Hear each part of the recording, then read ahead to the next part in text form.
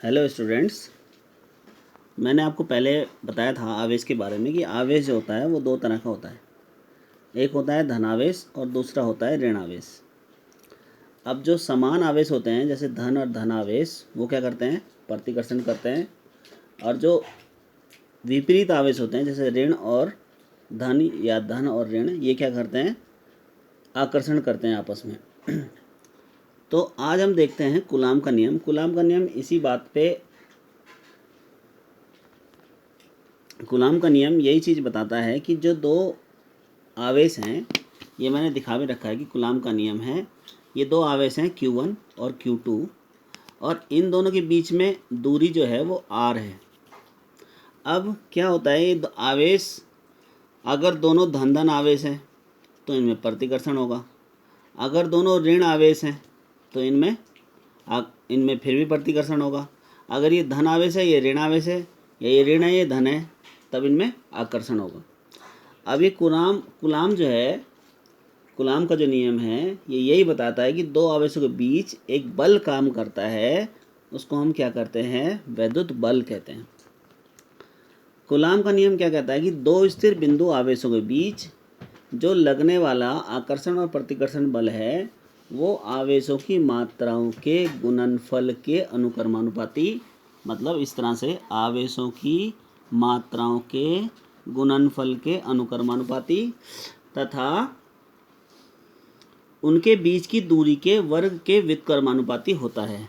उनके बीच की दूरी कितनी है, r है, r के वर्ग के व्युत्क्रमानुपाती होता है। ये कूलाम का नियम है कि F जो है, जो बल लग रहा है दो आवेशों के बीच में, वो कितना लगेगा, दोनों आवेशों के गुणनफल के अनुक्रमानुपाती, ये अनुक्रमानुपाती है, और दोनों के बीच की जो दूरी है r, उसके वर्ग के व्युत्क्रमानुपाती होता है। ये कूलाम का नियम है। तो F क्या होता है, F अनुक्रमानुपाती Q1 Q2 बटे R² होता है। और यहाँ से जब हम इसको करते हैं, F इक्वल टू करते हैं, तो जब अनुक्रमानुपाती का निशान हम हटाते हैं तो क्या आ जाता है, इसका मान आ जाता है K, एक मिनट, F का मान आ जाता है K Q1 Q2 बटे R²। और जो K होता है इसको हम क्या कहते हैं, अनुक्रमानुपाती नियतांक कहते हैं। इसे क्या कहते हैं हम, अनुक्रमानुपाती नियतांक इसे हम कहते हैं। और जो K का मान होता है किस पे डिपेंड करता है, जो K अनुक्रमानुपाती नियतांक है इसका मान आवेशों के बीच के माध्यम पर तथा आवेश और दूरी व बल के मात्रकों पर निर्भर करता है। मतलब सीधी सीधी बात कहें हम कि जो K का मान है ये किस पे डिपेंड करेगा, जो आवेश हैं इन पे डिपेंड करेगा, और जो इनके बीच की दूरी है इस पे भी डिपेंड करेगा, और इनके बीच के जो माध्यम है, जो आवेश हैं ये, इनके बीच के जो माध्यम है इस पे भी डिपेंड करेगा, इस पे भी निर्भर करता है। अब प्रयोगों द्वारा हमने देखा है कि जब हम Q को, ये जो Q दे रखा है आवेश, इसको अगर हम कूलाम में नापते हैं, R को हम मीटर में नापते हैं, तो जो K का मान आता है प्रयोग से वो कितना आता है, 9 × 10⁹ न्यूटन बटे मीटर स्क्वायर और कूलाम स्क्वायर, ये आता है K का मान। और इसको हम समीकरण नंबर 1 कह लेते हैं। ये K का मान आता है प्रयोग द्वारा प्राप्त निष्कर्षों से। K का मान कितना आता है, 9 × 10⁹ न्यूटन मीटर स्क्वायर और कूलाम स्क्वायर। तो अब हम देखते हैं कि जो समीकरण अब हमारी जो आई, F इक्वल टू क्या आया हमारा, K का मान हम रखते हैं 9 × 10⁹, और ये जो था हमारा पिछली वाली समीकरण से Q1 Q2 बटे R², ये था हमारा। अब यहाँ से यदि हम कहें, यदि Q1 और Q2 ये बराबर हम 1 कूलाम लें और R इक्वल टू अगर हम 1 मीटर लें, तो F का मान इस समीकरण से हमारे पास कितना आएगा, ये भी 1 हो गया, ये भी 1 हो गया, और ये भी 1 हो गया, 1² 1 हो गया।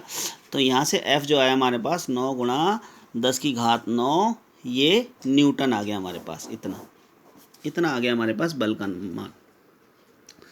तो यहाँ से अब हम एक कूलाम की परिभाषा देते हैं कि एक कूलाम क्या चीज़ है। एक कूलाम वह आवेश है जो अपने से 1 मीटर की दूरी पर निर्वात अथवा वायु में रखे इसी परिमाण के ये 1 मीटर, 1 कूलाम क्या है, वो आवेश है जो अपने से 1 मीटर की दूरी पर, ये 1 मीटर की दूरी पर रखे निर्वात अथवा वायु में इसी परिमाण के अन्य सजातीय आवेश को 9 गुणा 10 की घात 9 न्यूटन के बल से प्रतिकर्षित करता है।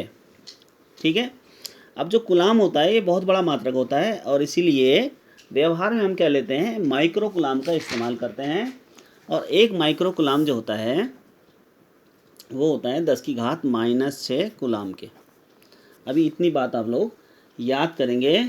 और हम सुविधा के लिए एक चीज़ और करते हैं कि जो F होता है हमारे पास, अभी हमने देखा F क्या आया हमारे पास, 9 गुणा 10 की घात 9 और Q1 Q2 बटे R स्क्वायर, इतने न्यूटन आया हमारे पास। ठीक है, इतने न्यूटन।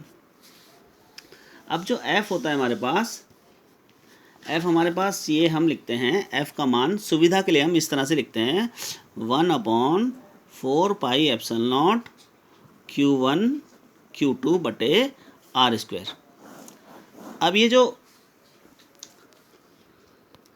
अब ये किसके लिए लिखा जाता है, ये निर्वात अथवा वायु के लिए लिखा जाता है। ये मान लिखा जाता है निर्वात अथवा वायु के लिए। निर्वात अथवा वायु के लिए हम लिखते हैं F = 1/4 pi epsilon not Q1 Q2 बटे R स्क्वायर लिखते हैं। यानी जो 9 गुणा 10 की घात 9 लिखा था, इसकी जगह हम क्या लिख सकते हैं, 1/4 pi epsilon not Q1 Q2 बटे R स्क्वायर। F = क्या है, ये फॉर्मूला याद करना है सभी को। F = 1/4 pi epsilon not Q1 Q2 बटे R स्क्वायर। और इतने क्या होता है, ये इतने न्यूटन होता है। ठीक है। और ये किसके लिए होता है, ये निर्वात अथवा वायु के लिए होता है। अच्छा, अब एक चीज़ और याद करनी है आपको। यहाँ से हम कह सकते हैं कि 1/4 पाई एप्सिलॉन नॉट का जो मान होता है वो कितना होता है, 9 गुणा 10 की घात 9 न्यूटन मीटर स्क्वायर बटे कूलाम स्क्वायर, ये होता है। ठीक है। इसको हम इक्वेशन नंबर 2 बना लेते हैं, समीकरण नंबर 2 बना लेते हैं। एक चीज़ और याद करेंगे कि एप्सिलॉन 0 का मान होता है, कितना होता है, 8.85 गुणा 10 की घात -12 कूलाम स्क्वायर और न्यूटन मीटर स्क्वायर। एक चीज़ ये भी याद करेंगे, एप्सिलॉन 0 = 8.85 10 की घात -12 coulomb square newton metre square. अच्छा, अब मैंने आपको बताया था